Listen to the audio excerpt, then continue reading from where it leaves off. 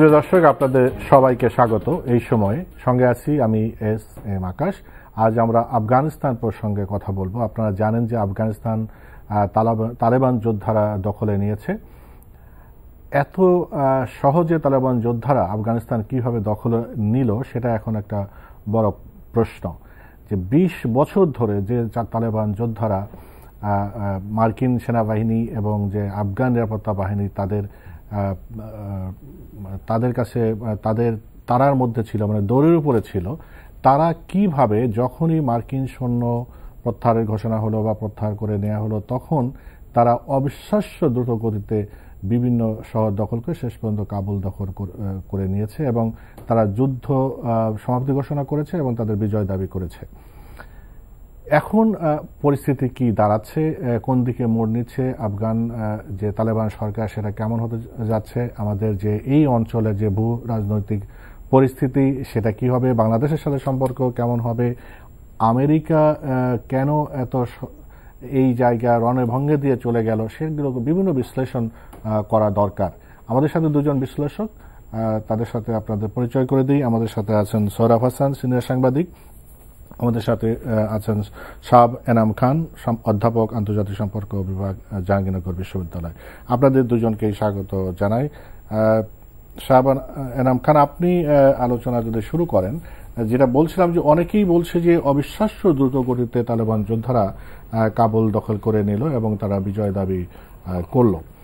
এখন প্রশ্ন স্বাভাবিকভাবে আসে যে যারা ২০ বছর ধরে দৌড়ের উপর ছিল এবং আফগান যে নিরাপত্তা বাহিনী কোটি কোটি ডলার খরচ করে, মানে হাজার কোটি ডলার খরচ করে যে তাদেরকে গড়ে তোলা হলো এবং সংখ্যায় তারা কম নয়, হয়তো ৩ লাখ আমি জানতে পেরেছি, আর তালেবান যোদ্ধারা মাত্র ৭০ থেকে ৮০ হাজার। এত সহজে কিভাবে তারা দখল করে নিতে পারলো? ধন্যবাদ আকাশ ভাই। আসলে ব্যাপারটা যে হঠাৎ ঘটেছে তা না, এইখানে একটু জেনেসিসটা জানা দরকার। ২০১৬ সালে যখন special inspector general of Afghan reconstruction তিনি যখন আফগানিস্তান থেকে ফিরে গিয়ে ওয়াশিংটনে ব্রিফিং করেন, তখন তিনি একটা ভয়ঙ্কর হতাশাজনক প্রেজেন্টেশন দেন। সেইখানে তিনি আফগান যে ডিফেন্স ফোর্সেস বা ন্যাশনাল ডিফেন্স ফোর্সেস যেটা ছিল সেটা সম্পর্কে প্রতিবেদন তুলে ধরেন। তখন দেখা যায় যে এই আফগান ডিফেন্স ফোর্স যেটা তৈরি করা হয় সেটাতে মার্কিন যুক্তরাষ্ট্র এবং নেটো বিলিয়ন্স ডলার এটার পিছিয়ে খরচ করে। তাতে দেখা যাচ্ছে একদম যদি আমি ক্ষুদ্র অবস্থাতে ধরি, তাদের যে ইউনিট ফরমেশন, ধরেন একটা রেজিমেন্টে বা একটা কোম্পানিতে যখন আপনি দেখবেন সেটাকে ভাঙতে ভাঙতে যদি ইউনিটে যান, তাতে যদি ধরে নেন যে ১০০ জন সোলজার আছে, তাতে দেখা যাচ্ছে ২০ থেকে ২৫ জন পালিয়ে যায়। তারপরে ২০ থেকে ২৫ জন তারা রেগুলারলি কখনো অ্যাটেন্ড করে না, অর্ধেকটা সময় তারা থাকে কি থাকে না। এর মধ্যে আরো দেখা যায় যে ২০-২৫ জন ঘুম থেকে ওঠে তো উঠে না, কোনো কিছু করে তো করে না। শেষ পর্যন্ত দেখা যায় যে ১০০ জনের মধ্যে ৩০ থেকে ৪০ জন মোটামুটি কেপেবল থাকে। তো এই ধরনের একটা ডিফেন্স ফোর্স নিয়ে আসলে একটা আফগান ডিফেন্স মেকানিজম তৈরি করা সম্ভব না। এটা হলো তাদের প্রথম ফাইন্ডিং। দ্বিতীয় ফাইন্ডিং যেটা থাকে যে আফগানিস্তানের ইকোনমিতে ওয়ারলর্ড বলে একটা বিষয় আছে, যেটা হলো ৮০-র দশক থেকে তৈরি হয়েছে। সুতরাং তাদের সাথে এক ধরনের ট্যাসিট অ্যালায়েন্স করেই এই ডিফেন্স ফোর্সেসগুলি এবং এথনিক গ্রুপগুলিকে কম্প্রোমাইজ করে চলতে হয়েছে। সেই কারণে দেখা গেছে যে যতগুলি সিকিউরিটি অ্যারেঞ্জমেন্ট বা স্ট্র্যাটেজিক ডিপ্লয়মেন্টগুলি হয়েছে সেইখানে আফগান ওয়ারলর্ডদের সাথেই এক ধরনের কম্প্রোমাইজ করে তৈরি হয়েছে, যে কারণে তাদের স্ট্র্যাটেজিক ডিপ্লয়মেন্টগুলি সবসময় দুর্বল ছিল। ৩ নম্বর একটা বড় প্রবলেম ছিল, সেটা হলো যে এই পুরো ডিফেন্স সিস্টেমটাই ক্যাপিটালগুলি কেন্দ্রিক। অর্থাৎ আপনি যদি ক্যাপিটালের বাইরে যান, সেখানে ও আগেও যা ছিল এখনো তাই আছে। আর সর্বশেষ যে প্রবলেমটা ছিল সেটা হলো যে তালিবানরা তাদের যে কম্পোজিশনটা আছে ২০০১-এর পরে গত ২০ বছরে তারা তাদের যে স্ট্র্যাটেজিটা আছে সেটাকে ফান্ডামেন্টালি চেঞ্জ করেছে। অর্থাৎ ২০০১-এর আগে তারা ছিল পশতুন সুন্নি ডোমিনেটেড একটা গ্রুপ, যেটার ইডিওলজিটা ছিল হলো এক্সট্রিম ভায়োলেন্ট এক্সট্রিমিস্ট গ্রুপ, সেটা থেকে তারা চলে এসছে, সেখান থেকে তারা একটা ইউটার্ন নিয়েছে, যে কারণে তারা একটা অল এথনিক গ্রুপ এন্টিটি হিসেবে তৈরি হয়েছে, যেখানে আপনি এখন দেখতে পাচ্ছেন কোয়ালিশন, যেখানে আপনি দেখছেন উজবেক থেকে শুরু করে তাজিক এবং শিয়া গ্রুপও আছে, যে কারণে তাদের যে আজকে অকুপেশনটা তৈরি হয়েছে সেখানে কিন্তু শিয়া গ্রুপও আছে, শিয়া কমান্ডারও আছে, উজবেক কমান্ডারও আছে, তাদের সেখানে তাজিক কমান্ডারও আছে। তার মানে হলো তারা একটা ওভারঅল এথনিক সাপোর্টটা নিয়ে ওয়ারলর্ডদের সাথেও যুদ্ধ করে কিন্তু তারা এগোতে পেরেছে। এই বিষয়টা 2016 সাল থেকে মার্কিন যুক্তরাষ্ট্র, পেন্টাগন থেকে শুরু করে প্রত্যেকেই এই বিষয়টা জানতো। ফলে তাদের জন্য এখান থেকে চলে আসাটাই একমাত্র প্র্যাকটিক্যাল ফিজিবল অপশন ছিল, যেটা ডোনাল্ড ট্রাম্পের কাছে অ্যাডভাইস হিসেবেই ছিল। এখন ডোনাল্ড ট্রাম্প যখন এটাকে চিন্তা করলেন যে তিনি চলে আসবেন, তার প্রসেসটা যখন শুরু হয়, বাইডেন শুধুমাত্র এই প্রসেসটাকে শেষ করেছেন। এটা হলো ওভারঅল স্ট্র্যাটেজিক সিচুয়েশন। আরেকটু শেষ করে দিই এই জায়গাটাতে, যে কারণে এটা অবিশ্বাস্য গতি না, মানে এটাই টেকনিক্যালি হওয়ার কথা ছিল। আর লাস্ট যে জিনিসটা হয়, তালিবান তার এই পুরো গঠনতন্ত্রটার মধ্যে দুটো কাজ করতে পেরেছে। যখন 2016-17 পর থেকে মার্কিন যুক্তরাষ্ট্রের অ্যাসেসমেন্টের পর থেকে তারা কূটনৈতিক তৎপরতাটা শুরু করে কাতারে, 2014-15 পর থেকে কাতারকে কেন্দ্র করে তারা এক ধরনের একটা বৈশ্বিক আউটরিচটা শুরু করে। 2018-তে তারা যেরকম মার্কিন যুক্তরাষ্ট্রের সাথে একরকমের যোগাযোগ স্থাপন করতে সক্ষম হয়, বেইজিং এর সাথে তারা পারে, উজবেকদের সাথে তারা পারে, তাজিকদের সাথে পারে, সবচেয়ে ইম্পর্টেন্ট যেটা একটা রিপোর্টও এসেছিল, তারা ভারতের সাথেও তাদের একটা ফ্র্যাকশনের সাথে যোগাযোগ স্থাপন করতে সক্ষম হয়। ফলে তাদের কিন্তু এক ধরনের বৈশ্বিক কূটনৈতিক অবস্থানও তৈরি হয়, যেটা যে কোনো ডিফেন্স ওরিয়েন্টেড অ্যাক্টিভিটিজের জন্য খুবই জরুরি। জি, আপনার কাছে আবার আসবো, যে যুক্তরাষ্ট্র নিয়ে আমার আরো প্রশ্ন আছে। এই পর্যায়ে আমি সোহরাব হাসান, আপনি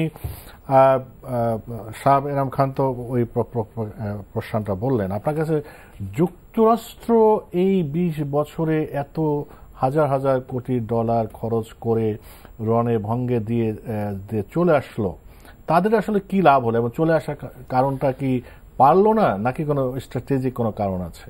না, লাভ তো হলোই না, বরং এই তালেবানের সৃষ্টির পিছনে যুক্তরাষ্ট্র, আর তালেবানকে আজকে যে ক্ষমতায় বসিয়ে দিল তারও পিছনে যুক্তরাষ্ট্র।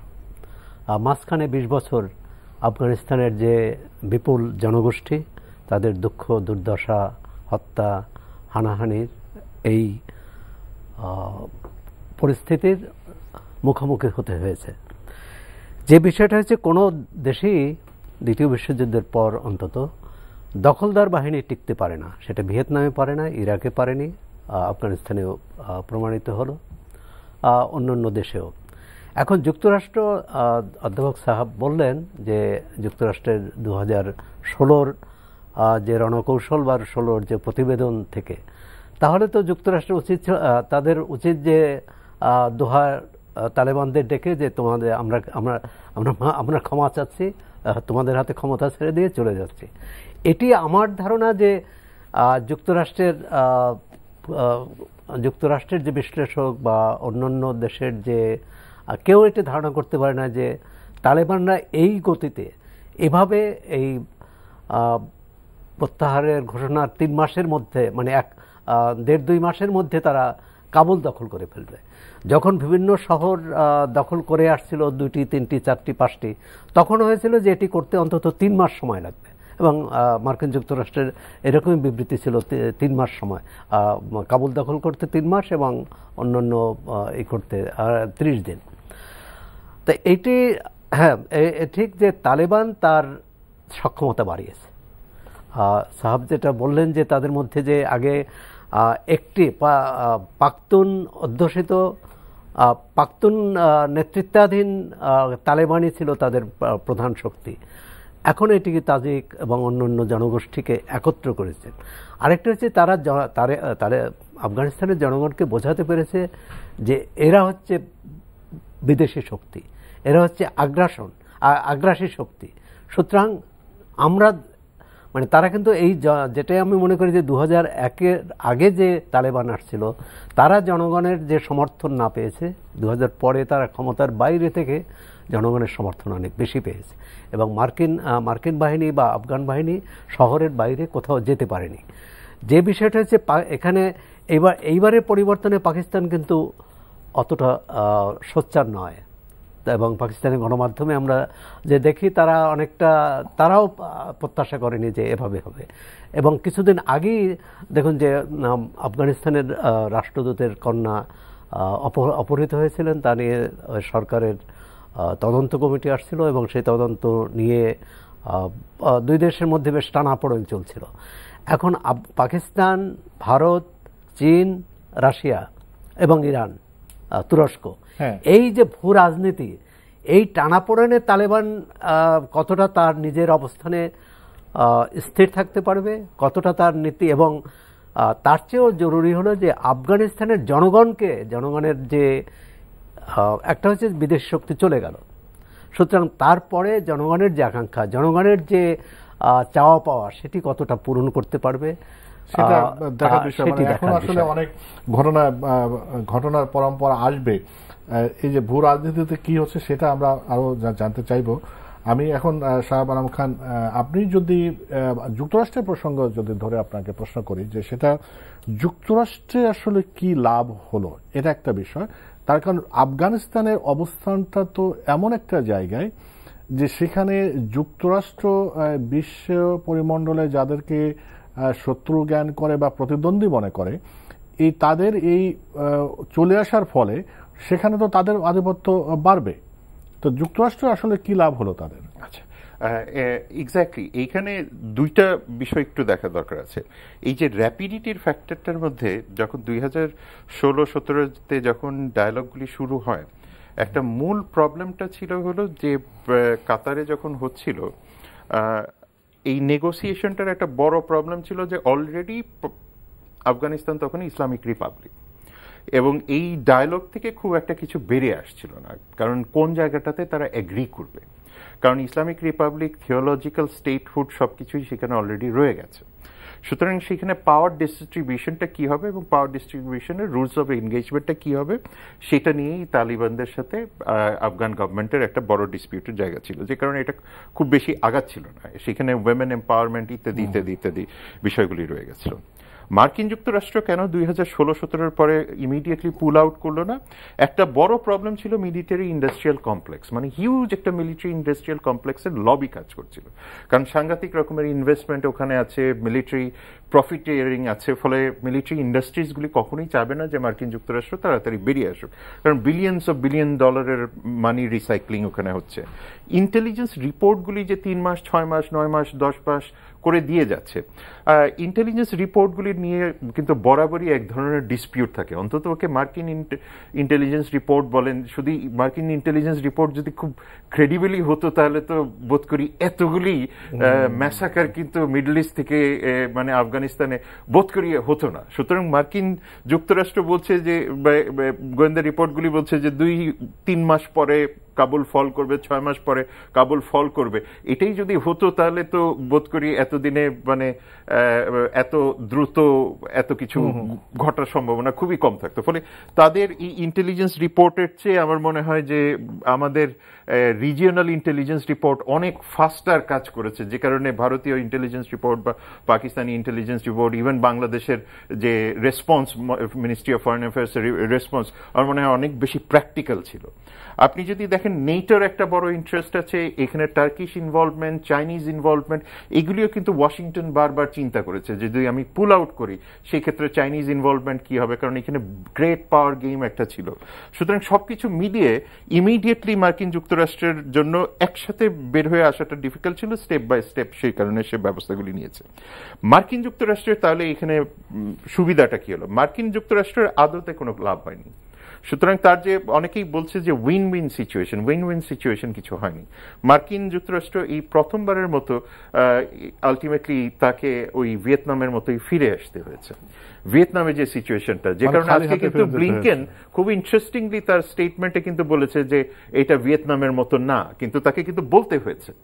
মানে তার মানে এক ধরনের বড় রকমের কোয়েশ্চেন কিন্তু অনেকেই করছে যে এই যে একটা হেলিকপ্টার চলে আসছে, এই হেলিকপ্টারটা কি চলে আসা মানে কি, মানে এই মার্কিন যুক্তরাষ্ট্রের এম্বাসি প্রিমাইসেস থেকে, অর্থাৎ সেক্রেটারি অফ স্টেট একটা পর্যায়ে গিয়ে কিন্তু পাবলিক স্টেটমেন্ট দিচ্ছে যে না, এটা ভিয়েতনাম না।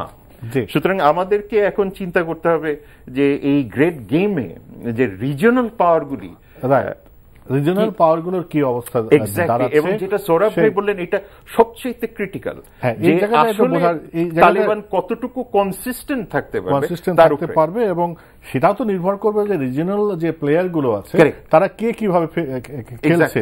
অন্যান্য যে প্লেয়ার গুলো আছে, আমেরিকা এখন আমেরিকা ধরেন তাদের ডিফিট মেনেই চলে গেল, তো এখন তাদের তো সেখানে কিছু নাই। তালেবান সরকার প্রতিষ্ঠিত হবে, কি সরকার হবে, কেমন হবে, সেটা আমরা সময় বলে দেবে। কিন্তু এই অঞ্চলের যে রাজনৈতিক পরিস্থিতি কি দাঁড়াচ্ছে, বিশেষ করে যেসব প্লেয়ারের স্বার্থ আছে, এখানে যদি চীনের কথা মনে রাখেন, ভারতের কথা মনে রাখেন, এদিকে পাকিস্তান প্রসঙ্গ আছে, ওদিকে ইরান আছে, তুরস্ক আছে, এখন এই পাওয়ার গেমটা কি হতে পারে? না, পাওয়ার গেমটা সেটা আবার নির্ভর করবে আফগানিস্তান কতটা স্থিতিশীল থাকে বা কতটা না থাকে তার উপর। যেমন যে কোনো দেশেরই জনগণ যদি ঐক্যবদ্ধ থাকে, তখন কিন্তু প্রতিবেশী বা অন্য যে প্লেয়ার বলেন বা অ্যাক্টর বলেন, তারা তার সাথে সমঝোতা করুক বা সংঘাত করুক, তাকে কিন্তু অনেক চিন্তা ভাবনা করে করতে হবে। আর যে বিষয়টি হচ্ছে এখানে এক ধরনের চীনই আমি মনে করি যে সবচেয়ে বেশি লাভবান হবে, কারণ তার ভূ রাজনীতি এবং এই মুহূর্তে যে চীনের সাথে যুক্তরাষ্ট্রের যে দ্বন্দ্ব, এবং সেখানে চীন কিন্তু এক ধরনের যুক্তরাষ্ট্র বিভিন্নভাবেই চীনকে কোণঠাসা করার চেষ্টা করছে। এই আফগানিস্তান ইস্যু চীনের সামনে একটা সুযোগ এনে দিল, যে কারণে তালেবান নেতারাও বলেছে যে তারা চীনের অভ্যন্তরীণ বিষয়ে সেখানে কি হচ্ছে সেটা তারা দেখবে না, এবং চীনও বলছে যে তারাও কিছু চাপিয়ে দিতে চাইবে না। আজকে প্রথম আলোতে তালেবানের যে মুখপাত্র, তার একটা সাক্ষাৎকার ছাপা হয়েছে। সাক্ষাৎকারটা যদিও নেওয়া এই কাবুল দখলের আগে, কিন্তু তারা সেখানে কিন্তু তারা কিছু ভবিষ্যৎ পরিকল্পনার কথা বলছে। সেই পরিকল্পনা যদি কাজ করে তাহলে এক ধরনের, এবং সেখানে পরিকল্পনা তাদের পরিবর্তন 20 বছরে তাদের পরিবর্তনের কথা বলছে। অর্থাৎ 20 বছর আগে যে তালেবান সরকার ছিল, তারা ছিল একেবারেই বলবো যে মধ্যযুগীয় একটি কর্মপন্থা নিয়ে এগোচ্ছিল, তার থেকে বেরিয়ে আসার চেষ্টা করছে। এবং সেখানে সমস্যা হচ্ছে আফগানিস্তানের মতো দেশে সেটা কতটা পারবে তাও কিন্তু সবাই যে সেটা একমত হবে তা নাও হতে পারে। যেমন একটি ইতিবাচক দিক হলো যে তারা যে কাবুলে প্রবেশ করেছে তারাও সহিংসতা করেনি, সহিংসতার কারো দ্বারা প্রতিরোধের সম্মুখীন হয়নি। কিন্তু তারপরও কিন্তু আজকে গণমাধ্যমে দেখলাম যে কাবুল বিমানবন্দরে 5 জন নিহত হয়েছে, এবং সেখানে কিন্তু একটা কাবুলে অবস্থানরত একটি বিদেশ সংস্থায় কর্মরত তার গবেষক, তার সাথে টেলিফোনে কথা হলো কিছুক্ষণ আগে। তিনি বললেন যে এখন সাধারণ মানুষ থেকে শুরু করে সবাই এখন বিমানবন্দরের দিকে ছুটছে যে তারা দেশ ত্যাগ করবে, এবং সেটি তালেবানের জন্য খুব সুখকর নয়। সুতরাং তালেবান চাচ্ছে তারা দেশ ত্যাগ না করুক, এটি নিয়েই এক ধরনের সেখানে সংঘাত তৈরি হয়েছে। সাধারণ জনগণকে তারা অভয় দিতে চাচ্ছে। হ্যাঁ, সাধারণ, কিন্তু এখন হচ্ছে যে এই অভয় দেওয়া বা রাষ্ট্রীয় কাঠামো তো এখনো হয়নি। আজকে কিন্তু তালেবান কাবুলের সব অফিস আদালত সবকিছু বন্ধ। তারা শুধু একটা ঘোষণা দিয়েছে, এবং জানি না যে কাবুল রেডিও বা কাবুলের কোন মুখপাত্র, মানে সেটা তো মানুষকে জানতে হবে।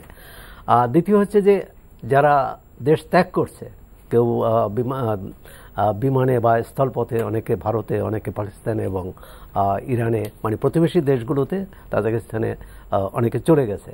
এবং সেখানে কিন্তু মানুষের যে দুর্দশা, মানুষের যে অসহায়ত্ব, এবং সেটি কিন্তু অন্যেরা তো পুঁজি করতে চাইবে। আপনি যেটা চীনের কথা বললেন, আরেকটা হচ্ছে ভারত এবং পাকিস্তান দুই দেশে চাইবে।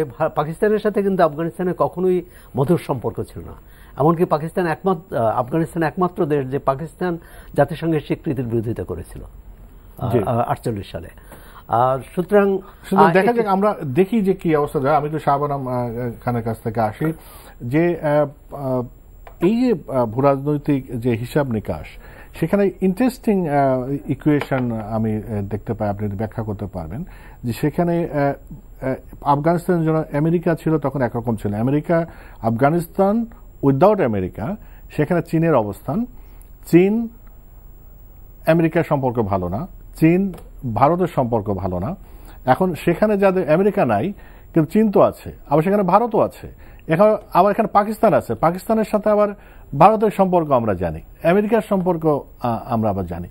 এই যে বিভিন্ন ইকুয়েশন মিলে কি দাঁড়াচ্ছে, সাথে যেমন সোহরাব হাসান বললেন যে এই সরকার, তালেবান সরকার কেমন হবে, কতটা স্থায়ী হবে, তার উপর অনেকটা নির্ভর করছে। কিন্তু আপনি একটু ইঙ্গিত দিলেন যে আগের তালেবান এবং এই তালেবান কিন্তু এক নয়, তারা একটু আগের থেকে একটু গুছিয়ে নিয়েছে, বৈশ্বিক ক্ষেত্রেও তারা একটু গুছিয়ে নিয়েছে।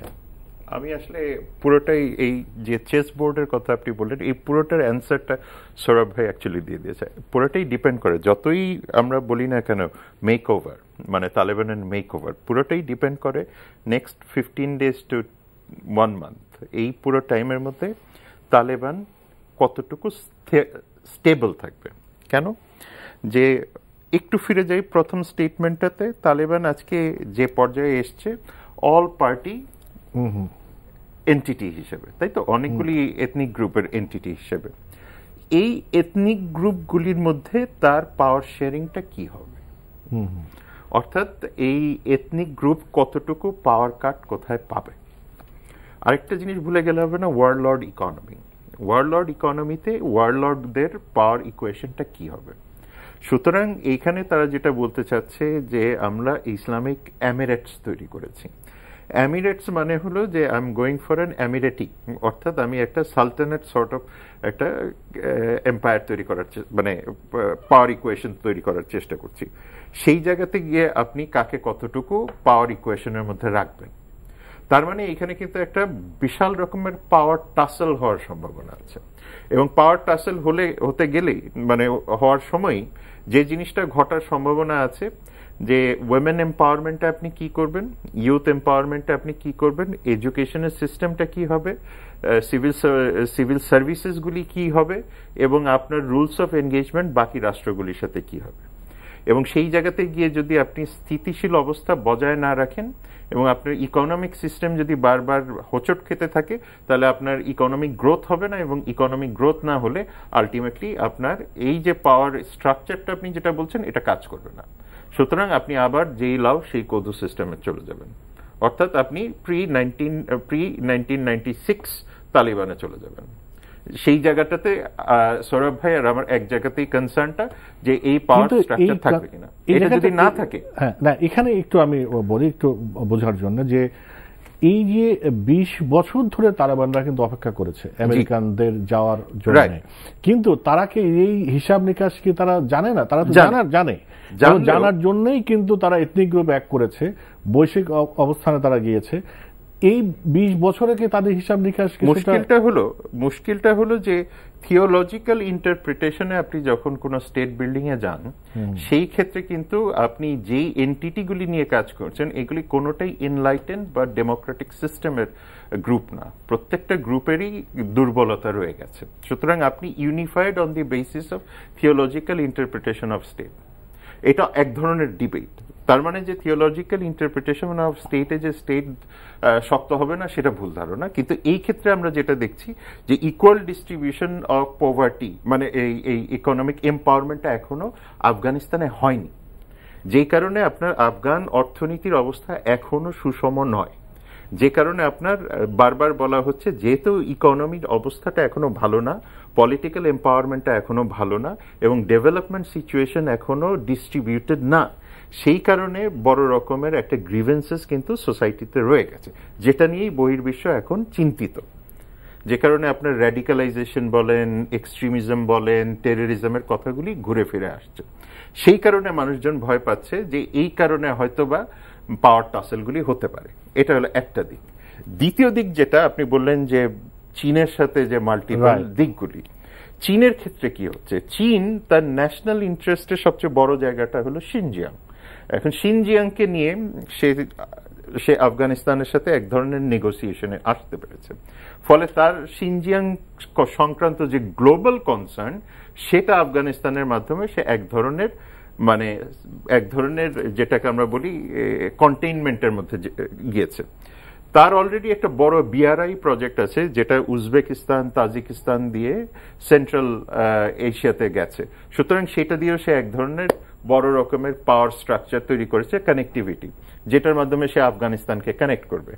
এইদিকে তার একটা বড় রকমের পাওয়ার সেন্টার হলো পাকিস্তান, এবং পাকিস্তানের একটা বড় কনসার্ন হলো মার্কিন যুক্তরাষ্ট্রের প্রেজেন্স আফগানিস্তানে। যে কারণে পাকিস্তানেও এই মুহূর্তে খুশি যে তার অনেক পুরনো একটা রাইভালরি ছিল মার্কিন যুক্তরাষ্ট্রকে নিয়ে 2001 সাল থেকে, যেটা ইমরান খানের একটা বড় ইলেকটোরাল প্লেজ, সেটা সে আদায় করে নিয়েছে। ফলে এটা চলে গেল। তার একটা বড় রকমের ইলেকটোরাল ভিক্টরি, মোরাল ভিক্টরি বলেন তার নিজের জন্য। সেই কারণে সে অত্যন্ত আনন্দিত। সেই কারণে একটা ট্রাইল্যাটারাল পলিটিক্যাল ইকুয়েশন কিন্তু তৈরি হয়েছে তালিবান, পাকিস্তান এবং বেইজিংকে কেন্দ্র করে। এই জায়গাতে সবচেয়ে বড় পাওয়ার ভেক্টরটা থাকবে বেইজিং এর কারণ বেইজিং এর কাছে অর্থনৈতিক পাওয়ারটা আছে। এখানে ভারতের রোলটা কোথায়? ভারত কিন্তু একটা বড় রকমের ডায়ালগ শুরু করেছিল একটা ফ্র্যাকশনের সাথে। এখন প্রশ্নটা থাকে যে একটা ফ্র্যাকশন যদি এই স্থিতি অবস্থাটা যদি বজায় না থাকে তালিবানের, সেই ক্ষেত্রে কিন্তু ইমরান খানেরও যেরকম এই অপটিমিজমটা বা বেইজিং এর যে অপটিমিজমটা আছে বা ভারতের যে অপটিমিজমটা আছে, কোনোটাই কাজ করবে না। ফলে রিজিয়নাল ইমপ্লিকেশনটা খুব বাজে রকমের হবে। যে কারণে চিন্তা করা হচ্ছে সেটা দিল্লির জন্য যেমন এটা একটা বড় কনসার্ন, তখন ইসলামাবাদের জন্য এটা বড় কনসার্ন হবে বেইজিং। এবং তারা কি জানে না? তারা এটা জানে। কিন্তু এই মুহূর্তে প্রত্যেকেরই common agenda, temporary common agenda, সেটা হলো পাকিস্তান এবং বেইজিং এর জন্য এবং রাশিয়ার জন্য, এখানে ভুলে গেলে হবে না, এবং টার্কির জন্য। এবং আপনি খেয়াল করে দেখবেন যে এই কাবুল এয়ারপোর্টের নিয়ন্ত্রণটা কিন্তু বারবার টার্কির হাতে। এবং টার্কির হাতে কেন? Turkey is working as a de facto NATO alliance এখানে, কারেক্ট? সুতরাং নেটো কমফোর্টেবল যে টার্কি এখানে আছে, যে কারণে টার্কির একটা বড় কনসার্ন হলো মার্কিন যুক্তরাষ্ট্র। সুতরাং মার্কিন হাটাও, এটার জন্য প্রত্যেকটা দেশই কিন্তু এখানে একটা কমন প্ল্যাটফর্মে আছে।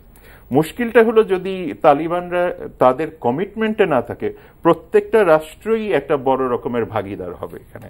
সেই জন্য আমাদের বাংলাদেশ ফরেন মিনিস্ট্রি যে স্টেটমেন্টটা দিয়েছে যে আমাদেরকে সামনে রিস্ট্রেইন নিয়ে দেখতে হবে যে 15-20 দিনের মধ্যে কি সিচুয়েশনটা দাঁড়ায়, এবং অর্থনীতির এই ফ্র্যাজিলিটির মাধ্যমে যদি তালিবানরা ডেলিভার করা না শুরু করে, নিশ্চিতভাবেই আমরা বড় ধরনের একটা বিপর্যয় দেখব। এখন আমাদের দিকে তাকাই যে বাংলাদেশের সাথে আফগানিস্তানের যে আগের যে সম্পর্ক, এখনকার সম্পর্ক কি দাঁড়াবে বা কি দাঁড়ানো উচিত বলে মনে করেন? বিশেষ করে আফগানিস্তানের যে তালেবানরা, এই তালেবানদের সাথে বাংলাদেশের যারা জঙ্গি আছে তাদের কোনো প্রভাব আছে কিনা, বা জঙ্গি উত্থানের কোনো আশঙ্কা দেখেন কিনা? আমি কূটনীতিক হুমায়ুন কবির, তিনি একটা প্রতিক্রিয়া দেখলাম তার, বলছে যে আমাদের ভয় পাওয়ার কিছু নেই, তবে সতর্ক থাকতে হবে। এবং পররাষ্ট্র মন্ত্রণালয় বেশ সতর্ক বিবৃতি দিয়েছে যে আফগানিস্তানের সঙ্গে আমাদের যে ঐতিহাসিক সম্পর্ক, ঐতিহ্যগত যে সম্পর্ক, সেটি বহাল রাখা, আফগান জনগণের সঙ্গে বাংলাদেশের জনগণের সরকারের সম্পর্ক অব্যাহত রাখা। একই সঙ্গে বলছে 71-এ আফগানিস্তান আমাদের সহায়তা করেছিল, সেটি আমরা স্মরণ করি।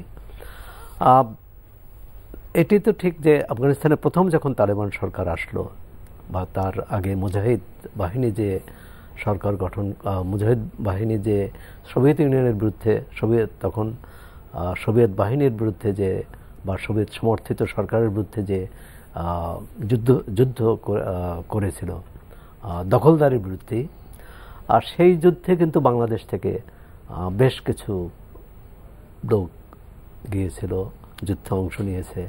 এবং একটি তথ্য দেখলাম যে 30 জন সেখানে নিহত হয়েছে। কিন্তু তারা ফিরে আসছে, তারা কিন্তু প্রশিক্ষণ তো আর রেখে আসেনি, প্রশিক্ষণ নিয়েই এসেছিল, অনেকে অস্ত্রও নিয়ে আসছে। এবং এখানে কিন্তু এই আফগান ফেরত মুজাহিদদের নিয়েই কিন্তু হিজব হুজি, যেটা মুজাহিদুল কি নাম, হুজি হিজবুল তাহারির না, তাহারির না, হুজি, যেটা এর মোল্লা আমাদের যে মুফতি যে পরবর্তীকালে যার ফাঁসি হলো, তারা কিন্তু একটি সংগঠন করেছিল এবং তারা বাংলাদেশে যে বোমা গ্রেনেড বাজির যে মহড়া, সেটা কিন্তু তারাই শুরু করে। সুতরাং একটা ভয় তো আছেই। এবং আরও ডিএমপি কমিশনার বললেন যে আফগানিস্তানে তালেবানের যে অগ্রযাত্রা বা তারা যখন সফল হচ্ছিল, আমেরিকান বাহিনী চলে যাচ্ছে, এই খবর পেয়ে বাংলাদেশ থেকে বেশ কিছু তরুণ আফগানিস্তানে যাওয়ার চেষ্টা করেছে, কেউ কেউ ধরা পড়েছে, কেউ ভারতেও ধরা পড়েছে। তো এটি উদ্বেগের বিষয়। এটা আরও উদ্বেগের বিষয়, আফগানিস্তানে তখন যাওয়ার একটা যুক্তি ছিল যে আফগানিস্তান বিদেশি শক্তি দ্বারা, বিদেশি সৈন্য দ্বারা আক্রান্ত, আর সেখানে যুদ্ধ করছে যারা, তারা আহ্বান জানিয়েছে সারা বিশ্বের মুসলমানদের। কিন্তু এখানে কিন্তু তালেবান বলছে যে অন্য দেশের বিষয়ে তালেবানের মুখপাত্র, তাদের কোনো এজেন্ডা নেই। একই সঙ্গে তারা কিন্তু সেখানে কিন্তু তার এখন আর বিদেশি সৈন্য নেই। তারপরে যদি এখান থেকে কেউ যেতে চায়, আর সেটি কিন্তু খুব ভয়ের ব্যাপার। আল কায়দায় অনেকে অংশ নিয়েছে বাংলাদেশ থেকে, যে আইএসএ অংশ নিয়েছে। সুতরাং এটি আমাদের ভয়ের কারণ। একই সঙ্গে ভারতের সাথে তালেবানের কি সম্পর্ক হবে, পাকিস্তানের সাথে কি সম্পর্ক হবে, এবং তালেবানের যেটি তারা ইতিমধ্যে দেশের নাম পরিবর্তন করেছে, আফগান আমিরাত করেছে, তার নীতি আদর্শ, তার উদ্দেশ্য কি হবে, আর তার তো এক ধরনের প্রভাব প্রতিক্রিয়া এখানে থাকবেই। মেজর জেনারেল মনিরুজ্জামানও বলছেন যে বাংলাদেশের জঙ্গিদের উপর নব্য জেএমবি বা ইত্যাদি, যে তারা কিন্তু বলছিলেন যে হরকাতুল জিহাদ। আমরা দেখি, আমি একটু শাহবেন আমার কাছ থেকে আসি, এই ব্যাপারে আপনার স্টাডি কি, যে বাংলাদেশে জঙ্গি সবসময় তো বিভিন্ন সময় গিয়েছে, সেই অনেক আগে থেকেই করে, কিন্তু এখন যে তালেবান সরকার প্রতিষ্ঠিত হতে যাচ্ছে, এদের প্রভাব প্রতিপত্তি বা বাংলাদেশে কোনো ঢেউ এসে লাগবে কিনা? প্রথম কথা হলো যে দেখেন, জঙ্গি যে বিষয়টা, এইটা হলো বৈশ্বিক। প্রথম কথা আমাদের এই জিনিসটা বোঝা দরকার যে এইটাকে শুধুমাত্র বাংলাদেশ স্পেসিফিক ভাবার কোনো কারণ নেই। It's a global trend. মার্কিন যুক্তরাষ্ট্রে একরকম, ইউরোপে একরকম, আফ্রিকা একরকম, বিভিন্ন জায়গায় এক রকম। সো বাংলাদেশে কিছু কিছু ঘটনা ঘটছে, এবং কিছুদিন আগে কমিশনার বললেন কিছু মানুষ যাওয়ার চেষ্টা করেছে, অনেকে না বুঝেই যাওয়ার চেষ্টা করবেন, যেটা আমরা আজকে আলোচনা করছিলাম যে তালেবানের ওখানে গেলেই কি হবে। কারণ তালেবান যদি ইউনিফর্ম না থাকে, সেটা যদি স্প্লিটেড হয়ে যায়, আইসিসেও অনেকজন যাওয়ার চেষ্টা করেছেন, সেখান থেকে তো শিক্ষাও অনেকে পেয়েছেন যে তাদের স্বপ্নভঙ্গ হয়েছে। সুতরাং কেউ কেউ চেষ্টা করবেন, বর্তমানে চেষ্টা করে যাবেন, ভবিষ্যতেও চেষ্টা করে থাকবেন। এটা ঘটবেই, সব দেশেই সব জায়গায় সবসময় ঘটে। এটা হলো এক রকমের ইন্টারপ্রিটেশন। আরেক রকমের ইন্টারপ্রিটেশন যে তালিবান ওখানে এসছে বলে বাংলাদেশের জঙ্গিরা সব তালিবান ইন্সপায়ার্ড হয়ে চলে যাবে, এটাও ভাবার কোনো কারণ নেই। কারণ এই যে এক্সট্রিমিজমের যে ধারাবাহিকতা, সেটা আমরা অনেক কারণেই হতে পারে। শুধুমাত্র যে তালিবানের কারণেই এই দেশে ঘটবে সেটা ভাববারও অন্ততপক্ষে আমার কাছে মনে হয় না। তবে এলিমেন্টাল কিছু ফ্যাক্টর তো সবসময় থাকেই, যেটা হুমায়ুন কবির বলেছিলেন যে শঙ্কিত হবার কিছু নাই, তবে কেয়ারফুল থাকাটা ভালো, এবং আমিও একই জিনিস মনে করি। এছাড়াও একটা জিনিস আমাদের একটু খেয়াল রাখা দরকার, সেটা হলো যে তালিবান অনেক বেশি পলিটিক্যাল আগের চেয়ে, এবং এইটাকে পলিটিসাইজ না করে বরং আমার মনে হয় যে ল এনফোর্সমেন্ট এজেন্সি আরেকটু বেশি মনিটর হওয়া এবং এই বিষয়টাকে মানুষের কাছে আরেকটু অ্যাওয়ারনেস তৈরি করে দেওয়া। এবং এই অ্যাওয়ারনেসটা আমার মনে হয় বাংলাদেশে আগের চেয়ে অনেক বেশি তৈরি হয়েছে, এবং যেটা আগেও বললাম যে অনেক সময় অতি উৎসাহী থাকেন, এবং আইসিস একটা ক্লাসিক এক্সাম্পল, যে গিয়ে তো দেখা গেল যে আলটিমেটলি কোনো মানে ধর্মের পথেও কোনো কিছু লাভ হচ্ছে না, কিংবা রাষ্ট্রের জন্য কোনো লাভ হচ্ছে না, মানবতার জন্য কোনো লাভ হচ্ছে না। তবে এখানে এই ইন্টারন্যাশনাল কানেকশনসগুলি সেই জায়গাতে, এই ট্রেন্ডগুলিতে আমার মনে হয় যে আসলে ল এনফোর্সমেন্ট এজেন্সিসগুলির আরেকটু নজরদারি দরকার। সোহরাব হোসেন, আপনি একটু আগে বলছিলেন যে আফগানিস্তানের যে বিমানবন্দরে অনেক সাধারণ মানুষও যাওয়ার চেষ্টা করছে। এখানে দুটো জিনিস আমার কাছে মনে হয়। একটা যেমন ধরেন যে অনেক সাধারণ মানুষ হয়তো ভয়ে চলে যেতে চাচ্ছে যে আফগানরা কেমন হবে বা তালেবানরা কেমন হবে, সেটা একটা দিক আছে, কারণ তাদের আগের অভিজ্ঞতা থেকে তারা হয়তো সেটা মনে করছে। কিন্তু তারা কিন্তু বারবার অভয় দিচ্ছে যে যাতে তার কেউ ভয় না পায়, ভয়ে যাতে কেউ দেশ না ছাড়ে। একদিক থেকে অনেকে ছাড়ছে, কিন্তু আবার যদি খেয়াল করেন যে এই যে এতগুলো শহর দখল করেছে, একের পর এক দখল করেছে, কোথাও কোনো ওই ধরনের প্রতিরোধ হয়নি। তার মানে সাধারণ মানুষের মধ্যে তাদের একটা কি গ্রহণযোগ্যতা আছে বলে মনে হয়? না, গ্রহণযোগ্যতা আছে, জনভিত্তি আছে বলেই কিন্তু 20 বছর তারা ক্ষমতার বাইরে এবং যুদ্ধ করে টিকে আছে, এটা ঠিক। কিন্তু একটা বড় আফগানিস্তানে এই গত 20 বছরে একটা পরিবর্তন হয়েছে। সেটা হচ্ছে যে আফগানিস্তান প্রচুর বিনিয়োগ হয়েছে, প্রচুর শিক্ষার প্রসার হয়েছে, স্বাস্থ্যসেবাও বেড়েছে, শহর নগরায়ন হয়েছে, যেটা আফগানিস্তানে 20 বছর আগে ওরকম ছিল না। সুতরাং যারা আমরা সেটা আমেরিকান সমর্থিত সরকারের কল্যাণে হোক অথবা আমেরিকান বাহিনীর কল্যাণে হোক, সেখানে এক ধরনের তো আধুনিকায়ন হয়েছে, এবং সেই আধুনিকায়নের যে জনগোষ্ঠী, সেটি যত লাখই হোক, তাদের তো জীবনযাপন, তাদের জীবন দর্শন এর সাথে তালেবান কতটা মেলাতে পারবে। বা এখন সবাইকে যদি বলে যে তালেবানের নীতিতে, তালেবানের যে দর্শনে তাদেরকে তালেবান যা বলে তাই শুনতে হবে, তাহলে ওই ভয় থেকেই এখন তালেবান যদি এটি অভয় দেয় যে এখানে সব মতের মানুষই থাকবে, যারা তাদের বিরোধিতা করে তারাও থাকবে, যারা তাদের সমর্থন করে তারাও থাকবে। এখন সবাইকে যে, কিন্তু প্রশ্ন হচ্ছে আমিরাত যদি তৈরি করে, অর্থাৎ সুলতানাত, মানে তার হচ্ছে যে আমি যেটা বলবো এটাই হবে, এই ভয় থেকেই এখন তালেবান কতটা নিজেকে সংশোধন করতে পারে, নিজেকে কতটা পরিবর্তন করতে পারে, তার উপরে নির্ভর করবে এই যে যারা ভয়ে আছে তারা ভয়ে থাকতে হবে না দেশ ত্যাগ করতে হবে, না তারা তালেবান তাদের সঙ্গে এক ধরনের সামঞ্জস্য রেখে এক ধরনের লেনদেনের মাধ্যমে, সাংস্কৃতিক লেনদেন মাধ্যমে থাকতে পারবে। শাহবানাম খান, আমরা অবশ্যই খেয়াল করেছেন যে গণমাধ্যমে কিন্তু তালেবানের যে মুখপাত্র, আন্তর্জাতিক গণমাধ্যমগুলোতে তারা কিন্তু বারবার তাদের যে কৌশল, কোন কৌশলে তারা যাবে, নারী নীতির কথা বলছে, শিক্ষার কথা বলছে, নারীদের কর্মের কথা বলছে, তারপর গণমাধ্যম ফ্রি হবে সে কথা বলছে, অন্য ধর্মের যারা আছে তারাও এখানে থাকতে পারবে, কোনো সমস্যা হবে না, এই অভয়গুলো কিন্তু বারবার দিচ্ছে। এটা কি তাদের মানে আসলে নীতিগত পরিবর্তন নাকি কোনো একটা কৌশল? বা আমি যদি মানে এরকম বলি যে এই তালেবান সরকার যেটা হতে যাচ্ছে সেটা আসলে তাদের উপরেখা কেমন হবে, মানে আগের থেকে কতটা পার্থক্য হবে? প্রথম কথা হলো, যদি আমি আগের 20 বছর আগের তালেবান সরকারকে মনে করি, তালেবানকে মনে করি, স্বাভাবিকভাবে এটা অনেক বেটার ডিসকোর্স বা তাদের ন্যারেটিভসগুলি স্বাভাবিকভাবে বেটার যদি মনে করি।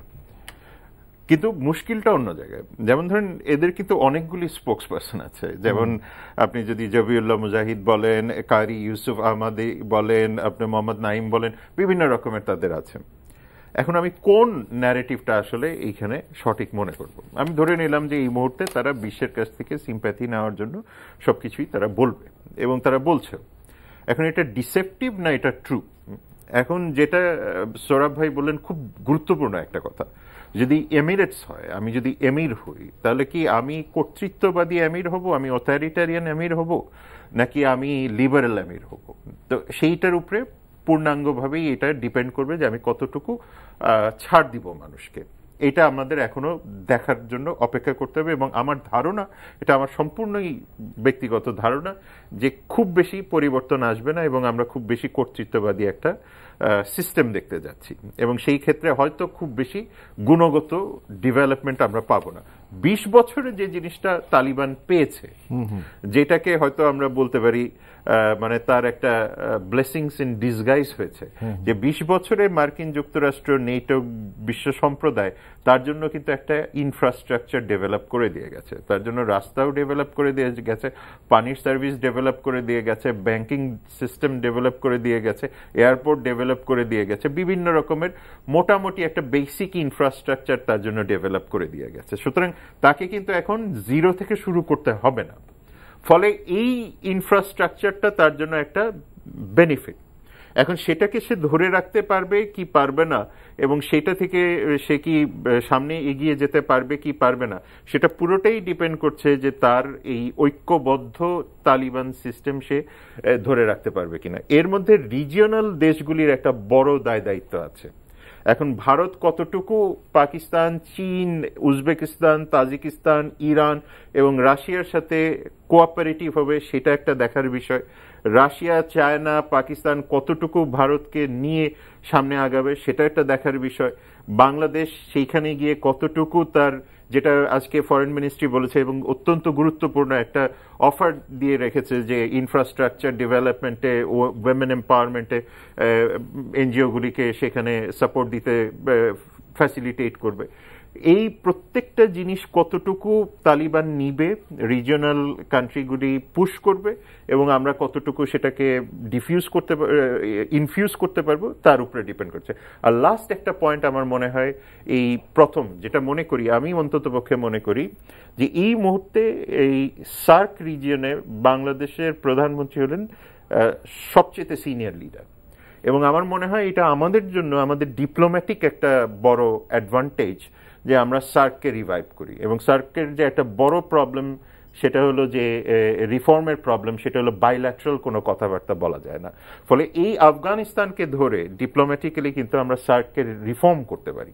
এবং আমার মনে হয় যে বাংলাদেশের তরফ থেকে অন্ততপক্ষে এইগুলি ছাড়াও এই আফগানিস্তানকে যদি ভারত চায় যে এক্সটার্নাল অ্যাক্টরের ইনভলভমেন্ট কমানো, যদি পাকিস্তান চায় যে রিজিয়নের সাথে কোঅপারেশনটা বাড়াতে, এবং বাংলাদেশ যদি চায় যে এই রিজিয়নকে স্টেবল রাখতে, তাহলে আমার মনে হয় যে বাংলাদেশের এই মুহূর্তে এই সার্ককে নিয়েও প্যারালালি কাজ করা প্রয়োজন।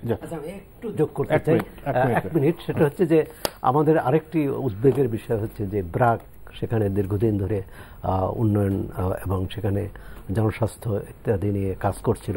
সুতরাং ব্র্যাকের যে কর্মীরা, এবং প্রথমত হচ্ছে যে আমরা চাইব যে সেখানে তারা কাজ করার সুযোগটা অব্যাহত থাকবে। দ্বিতীয় হচ্ছে সেখানে যে কর্মীরা আছে, যে বাংলাদেশের আছে, তাদের নিরাপত্তার বিষয়টি, সেখানে বাংলাদেশ সরকারেরও একটি ভূমিকা থাকবে অবশ্যই। শাহবানাম খান, আপনাকে অনেক ধন্যবাদ। সৌরভ হাসান, অনেক ধন্যবাদ। প্রিয় দর্শক, আপনাদেরকে অনেক ধন্যবাদ এতক্ষণ সঙ্গে থাকার জন্য। আফগানিস্তান প্রসঙ্গে আলাপ করলাম। তালেবান ক্ষমতা দখল করেছে, এখন কোন পরিস্থিতি দাঁড়াচ্ছে আমাদের সেটা বোঝার জন্য আরো একটু অপেক্ষা করতে হবে। তবে দুইজন যে বিশ্লেষণ করেছে, তার থেকে আমরা কিছুটা আঁচ করতে পারি যে কোন দিকে যাচ্ছে। আমরা আরো অপেক্ষা করব, দেখতে থাকবো যে আফগানিস্তান পরিস্থিতি কোন দিকে যায়। আমাদের সঙ্গে থাকুন।